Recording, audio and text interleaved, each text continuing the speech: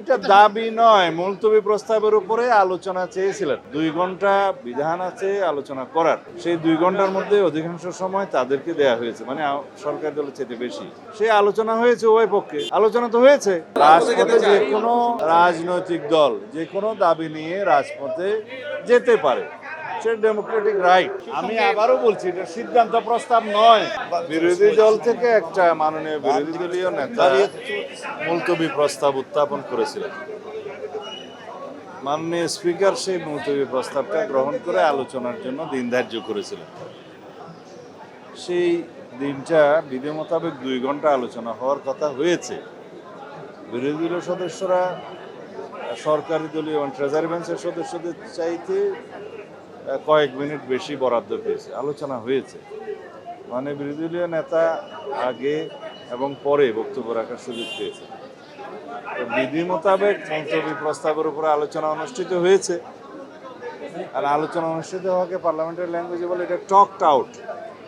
আলোচনা হয়েছে, তারা আলোচনা চেয়েছিলেন, দ্যাটস অল।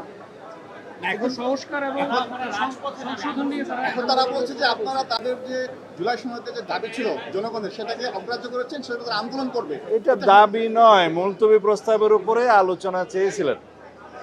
মুলতবি প্রস্তাবটা উত্থাপিত হওয়ার পরে মাননীয় স্পিকার সেটা গ্রহণ করে আলোচনার জন্য 3 দিনের মধ্যে আলোচনার বিধান আছে, আলোচনা হয়েছে। 2 ঘন্টা বিধান আছে আলোচনা করার, সেই 2 ঘন্টার মধ্যে অধিকাংশ সময় তাদেরকে দেয়া হয়েছে, মানে সরকার দলের চেয়ে বেশি, যে কয় মিনিটে হোক। সেই আলোচনা হয়েছে উভয় পক্ষে, আলোচনা তো হয়েছে। মুলতবি প্রস্তাবের উপর আলোচনা চেয়েছিল, আলোচনা হয়েছে। পার্লামেন্টারি ল্যাঙ্গুয়েজ এটা হচ্ছে টকড আউট। এরপরে সেটার আর কোনো নিষ্পত্তি নাই তো। রাজপথে যে কোনো রাজনৈতিক দল যে কোনো দাবি নিয়ে রাজপথে যেতে পারে, সে ডেমোক্রেটিক রাইট, কালচার, যাবে।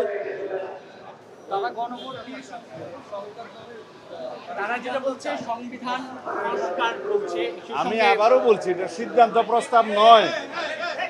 এটা আলোচনার জন্য মুলতবি প্রস্তাবের উপর আলোচনা তো হয়েছে, টকড আউট, আলোচিত হয়েছে।